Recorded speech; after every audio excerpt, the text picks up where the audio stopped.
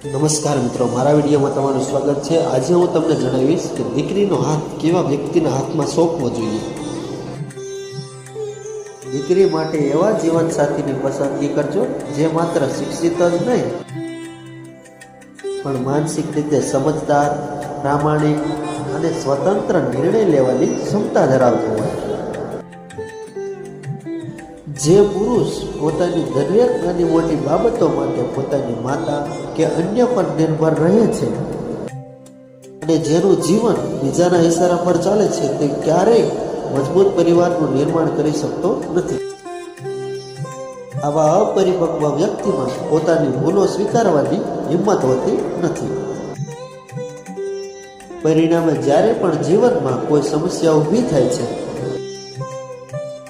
ત્યારે તે પોતાની નબળાઈ છુપાવવા માટે પત્ની પર દોષારોપણ કરે છે। ખરેખર તો જે વ્યક્તિ પોતે પોતાના જીવનના નિર્ણયો લઈ શકતી નથી તે પોતાની પત્નીને માન સન્માન કે સુરક્ષા આપવાને બદલે માનસિક રીતે દબાયેલી રાખશે। તેથી દીકરીનું ભવિષ્ય એવા હાથમાં સોંપજો જે પોતાનું ઘર અને પત્નીની જવાબદારી ઉઠાવવા માટે સક્ષમ હોય અને જેની પાસે પોતાના સ્વતંત્ર વિચારો અને મજબૂત વ્યક્તિત્વ હોય।